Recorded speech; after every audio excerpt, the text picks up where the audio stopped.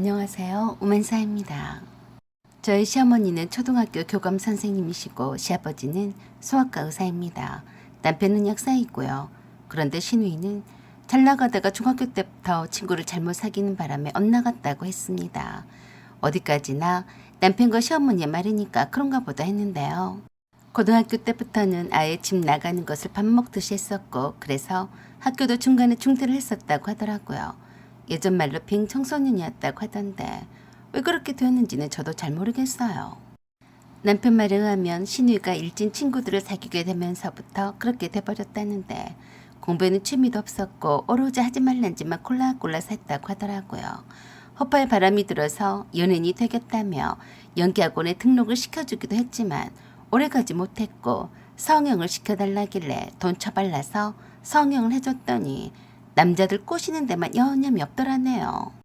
어린 것이 일찍부터 발랑 까져서 남자 알기를 우습게 알고 남자들 무서운 것도 모르고 머리에 피도 안 마른 것이 화장을 진하게 하고 머리에는 가발을 쓰고 삐딱구두를 신고 나이트클럽을 드나들었으니 시부모님도 두 손 두 발 다 들었다고 했습니다. 어찌나 드세든지 시어머니가 오히려 신우이 앞에서 싹싹 빌 정도였대요.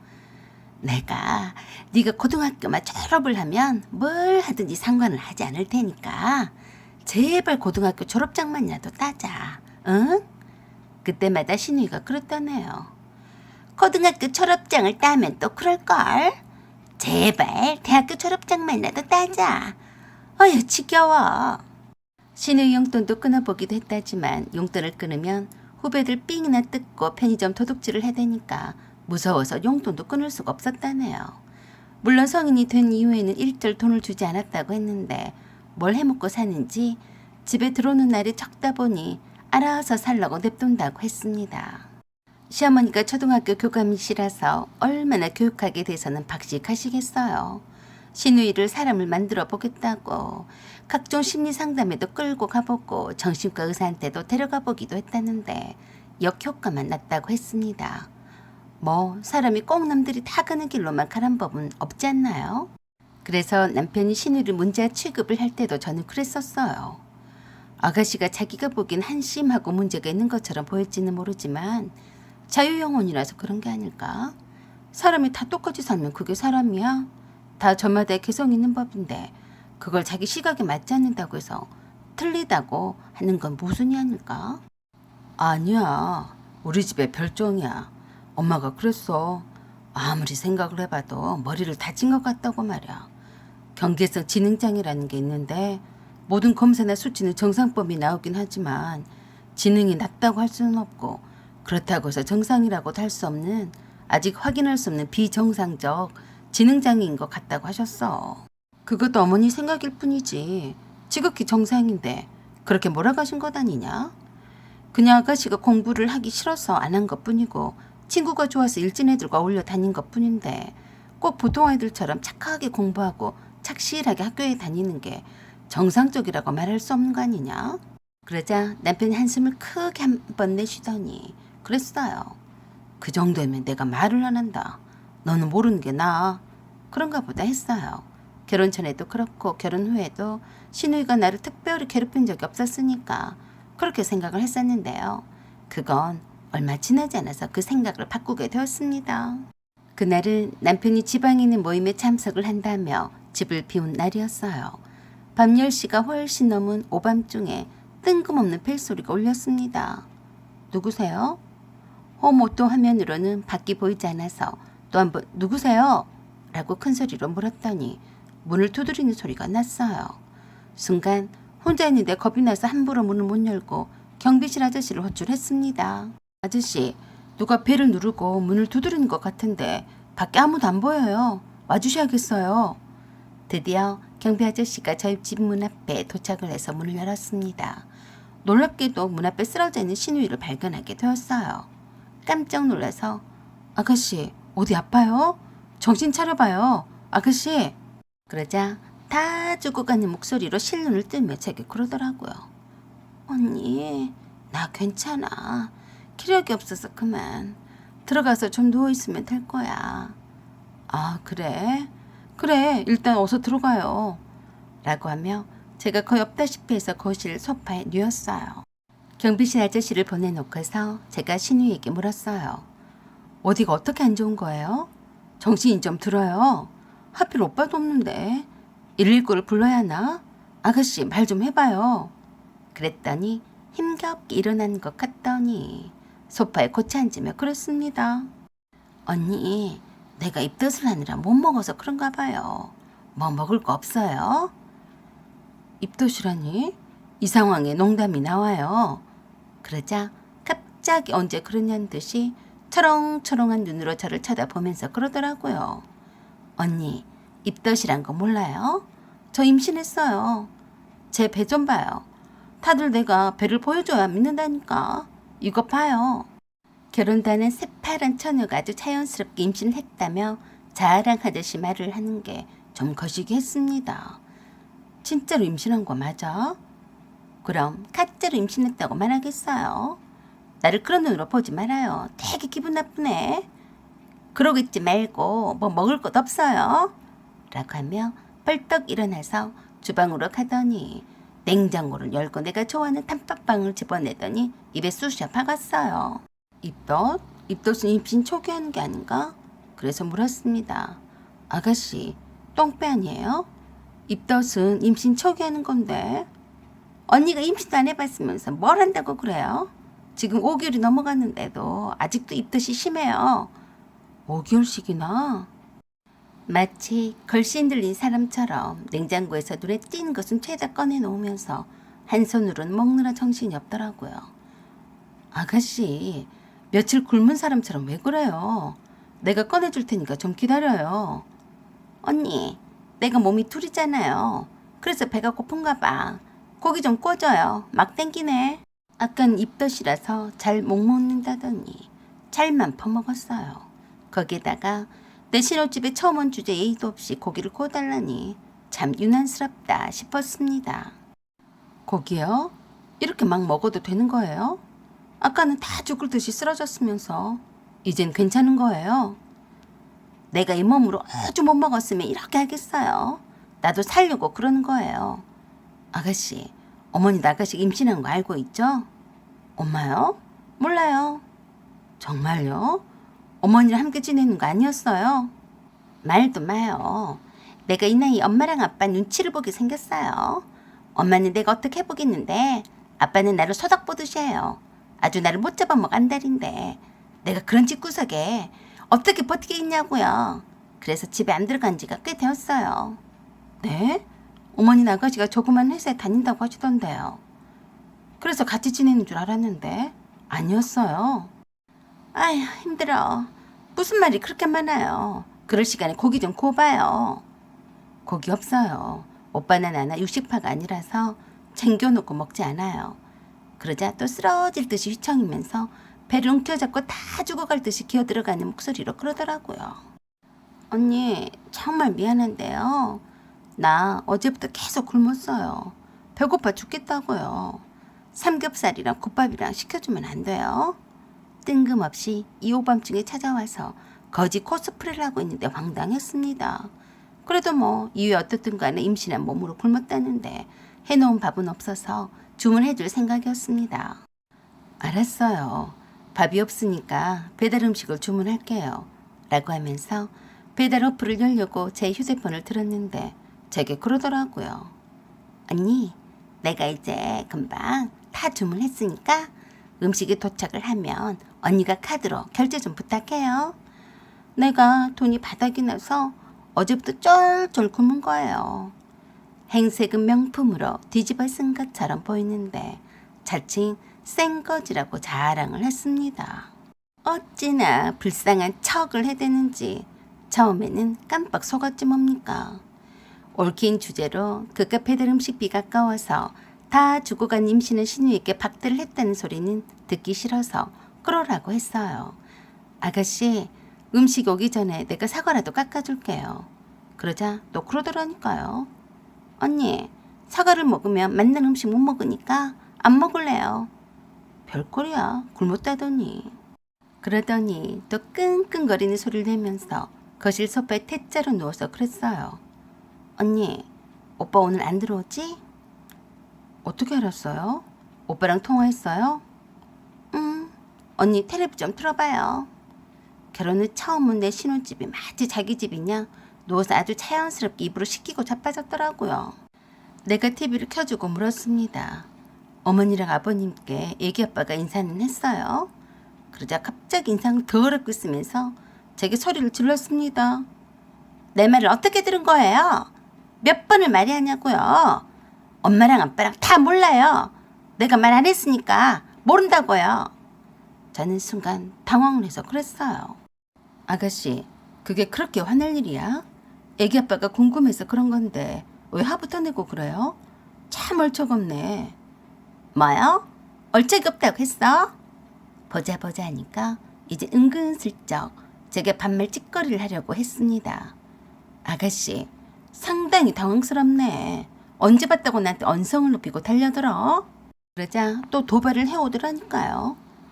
아이 참, 정신 사나우니까 언니 안방이나 들어가 있어. 나 텔레비전 보게. 이래서 경기성 지능장애가 있다고 한 걸까라고 생각했습니다. 그래도 저는 이런 꼴은 못 보네요. 아가씨가 뭔데 남의 집에 와서 이리라 저리라야. 그럴 거면 내 집에서 나가. 뭐? 내 집? 여기가 내 오빠 집이야. 내 집 좋아하시네. 완전히 웃기고 자빠졌네. 완전히 싸가지가 없었어요. 눈에 뵈는 게 없는지 막 나갔습니다. 저보다도 나이도 훨씬 어린데 이런 싹퉁바가지는 그냥 못 지나가는 성격인데요.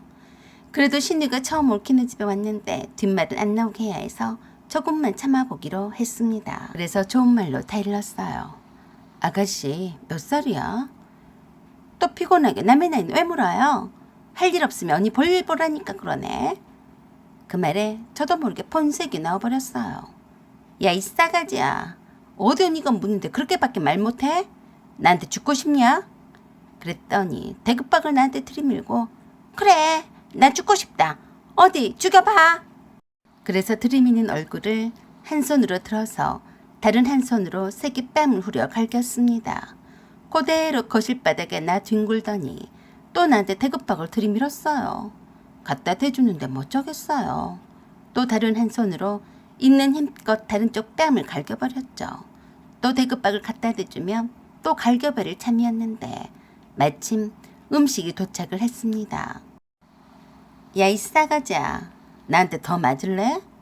얼른 나가서 음식값이나 결제해. 그랬더니 아파트가 떠나갈 듯이 아글아글 써대며 울어 젖혔습니다. 밖에서 음식 배달 기사가 배를 계속해서 누르길래 제가 먼저 나가서 음식을 받았습니다. 찜닭이었어요. 그건 제가 계산을 해줬습니다.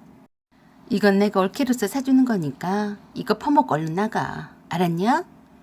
퍼즐로 울어제껴도 눈 하나 깜짝하지 않는 나를 보더니 적잖이 당황을 한 것은 신우이였습니다. 억지로 우는 신용도 힘이 들었는지 양쪽 볼때기가 뻘건 상태로 나를 째려보면서 찜닭 포장을 풀고 자빠졌더라고요. 그때 또 벨소리가 나서 내가 나가봤더니 글쎄 또 족발도 시켰더라니까요. 야 싸가지 족발도 시켰냐? 네가 결제해. 아저씨 저 싸가지가 주문한 거니까 저 싸가지한테 카드 받으세요. 라고 하니까 저를 죽어라 째려보면서 카드를 내놓더라니까요.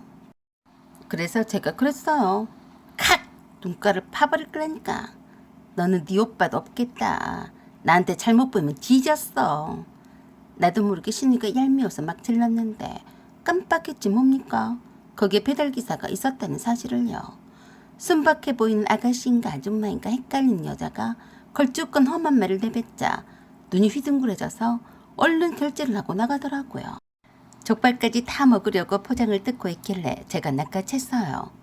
야, 찜닭만 먹고 얼른 꺼져. 맘 같아서는 널 들어서 싹 던져버리고 싶은데 네가 임신을 했다고 하니까 봐주는 거야. 너 받은 대로 말해. 여기는 왜 왔냐? 나 여기서 아기 나올 때까지 살러 왔어. 안 됐다. 신혼인데 내가 회박나서. 누구 맘대로. 너 지능 떨어진 거 맞네. 뭐? 지능 떨어져? 누가 여기 살라고 했냐? 그래, 오빠가 여기서 살라고 했다. 거짓말 같냐? 그럼 직접 물어봐.